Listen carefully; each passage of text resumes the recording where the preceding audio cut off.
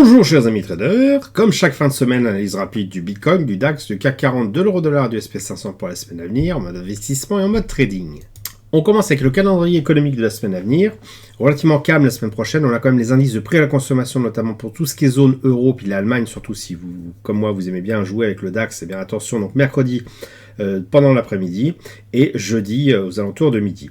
Non, je pense que vraiment, et c'est pour ça d'ailleurs que je fais la vidéo maintenant, ce qui est le plus important, c'est, voilà, qu'est-ce qui va se passer au niveau de l'annonce de Moody's sur, tout simplement, la note de la dette française qui doit être annoncée dans les quelques minutes là qui vont suivre, ou peut-être même d'ici au maximum quelques dizaines de minutes.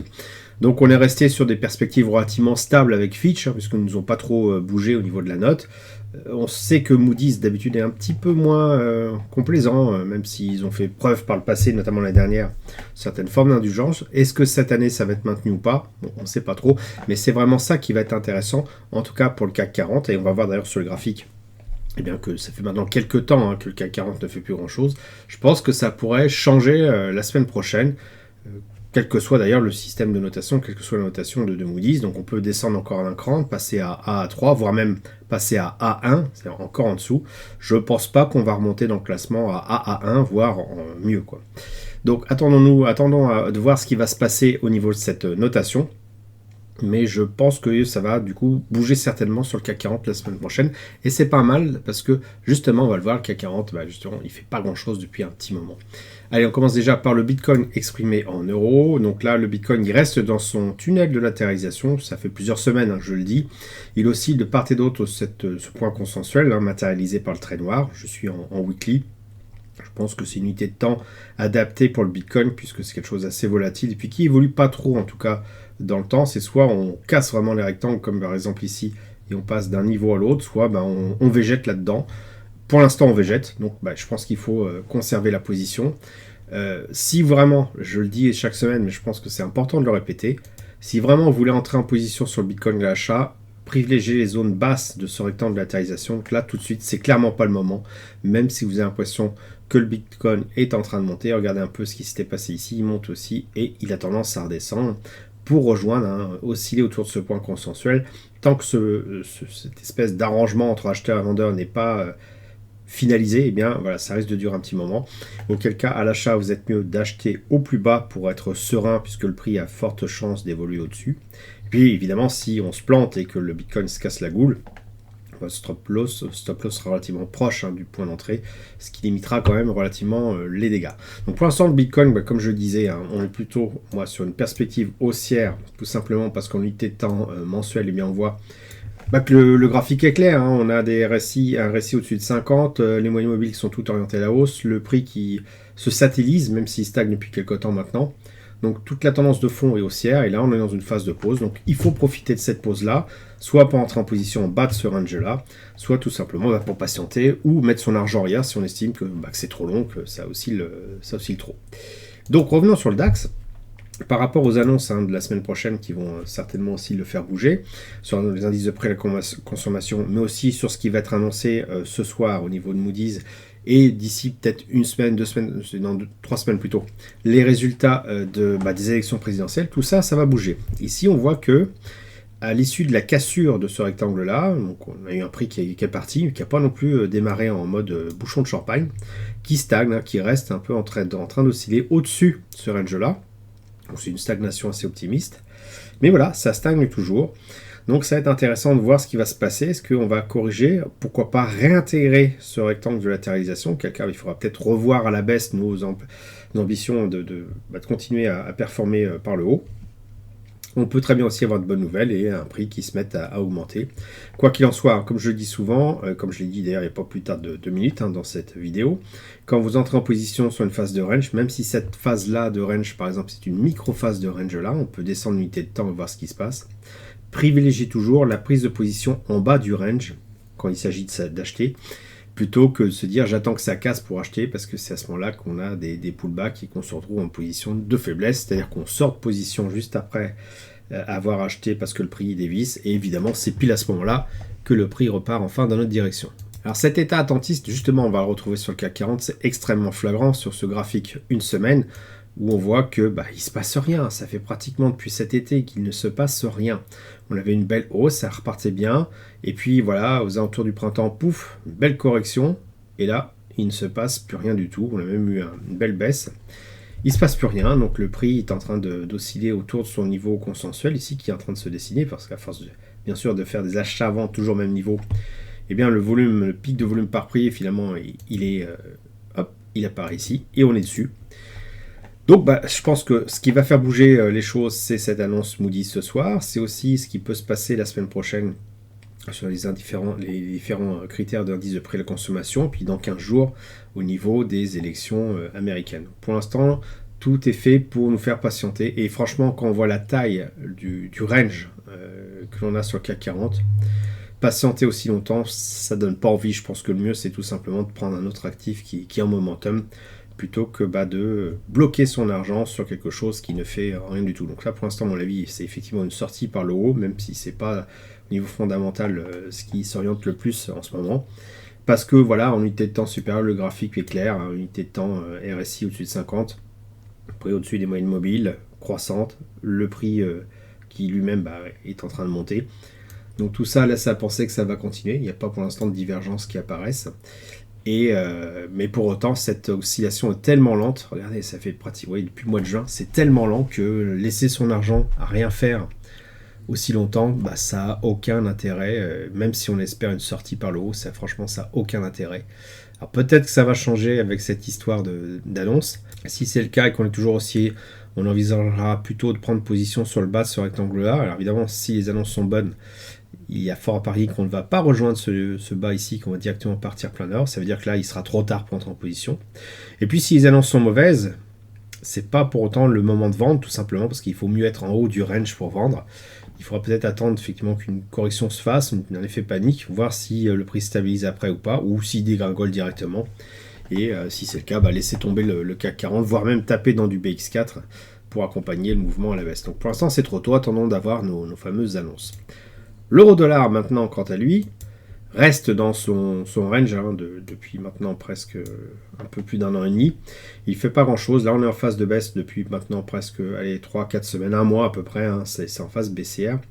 Pas dans le sens gamelle, tout simplement, on est en train de revenir sur le point consensuel.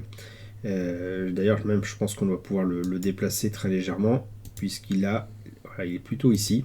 Et on est un petit peu en dessous du point consensuel.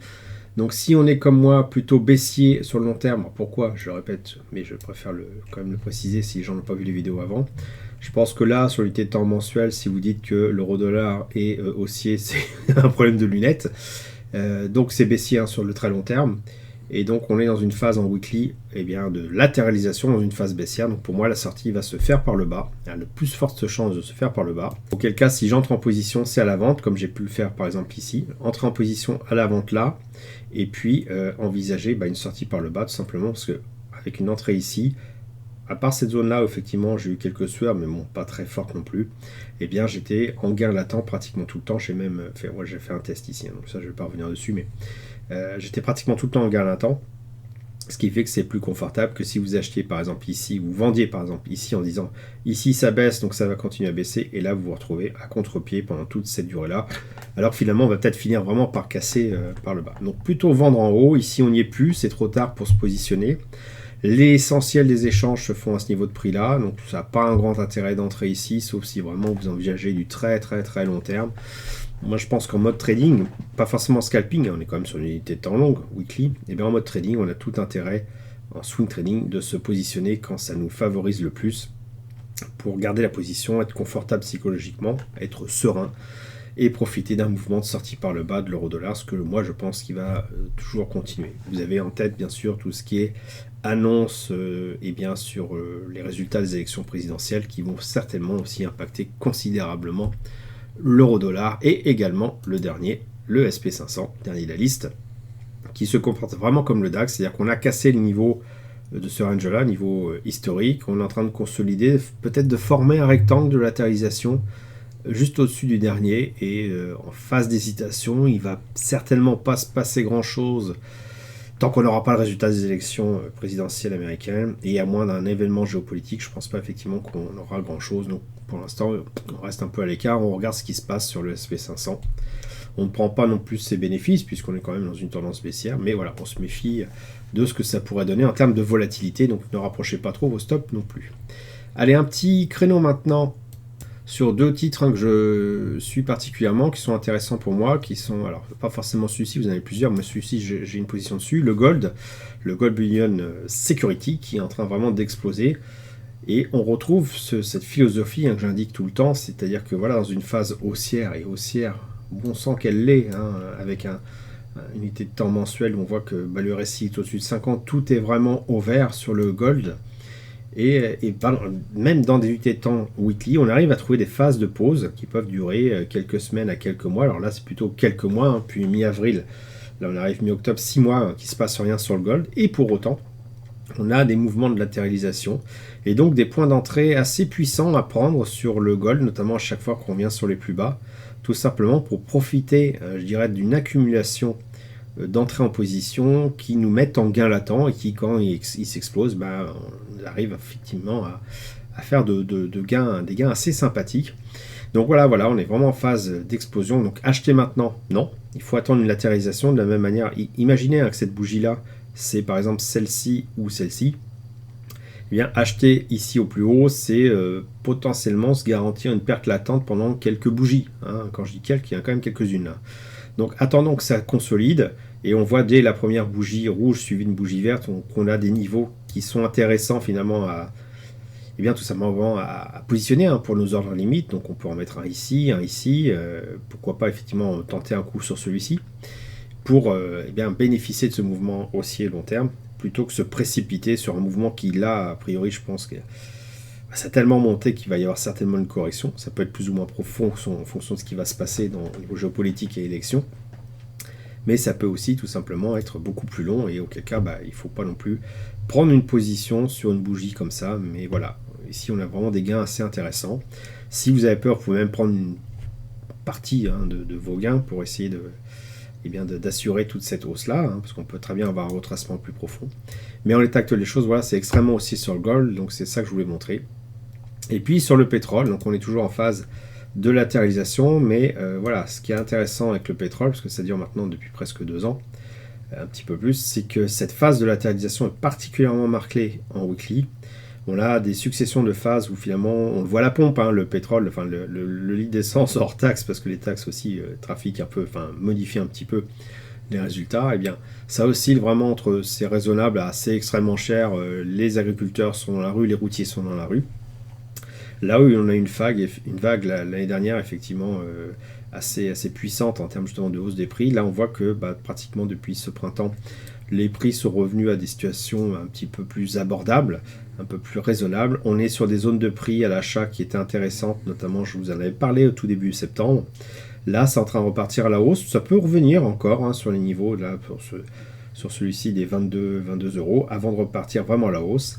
Et encore une fois, pourquoi je suis haussier sur le pétrole? Alors, au-delà de la géopolitique, regardez le graphique, ce ETF-là est relativement récent, j'ai pas trop d'historique, j'ai pas plus de 4-5 ans d'historique. On voit que la tendance de fond reste quand même haussière, que ce RSI au-dessus de 50, le prix qui est au-dessus du moyen mobile, donc c'est quand même assez haussier tout ça, et il y a de fortes chances que si ça pète par le haut. Donc entrer en position plutôt en bas, ce que j'ai fait moi aussi sur cette position-là. Pas forcément pile en bas, ça peut être au tiers inférieur. Et puis envisager tout simplement une sortie par le bas. Et si jamais on s'est planté, eh bien le stop loss ne sera pas loin. On pourra mettre le stop loss par exemple, juste j'ai pris du bleu, mais c'est pas grave, on pourra le mettre en dessous du plus bas qui est ici, Donc ce qui limite considérablement la casse. Voilà, j'espère que vous avez apprécié cette vidéo. Si c'est le cas, merci de laisser un pouce pour m'encourager à continuer. Abonnez-vous à la chaîne YouTube pour ne rater aucune nouvelle publication. Je vous dis merci et à bientôt sur le blog. Quand j'ai commencé le trading, ce n'était pas pour gagner des millions d'euros, me pavaner en voiture de luxe à Dubaï et vivre une vie de jet set. Bien au contraire.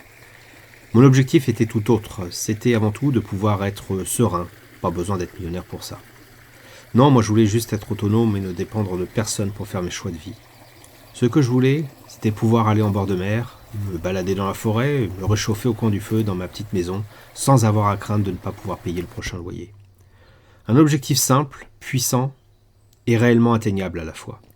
Cet objectif, je suis en train de l'atteindre. J'ai ma petite maison pas très loin de la mer, elle est payée et ne me coûte pas très cher en entretien. Mon activité de trading me fournit une partie de ce dont j'ai besoin pour vivre.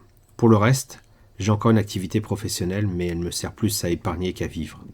Si vous souhaitez savoir comment je m'y prends pour gagner de l'argent avec le trading, je vous invite à vous inscrire sur le blog.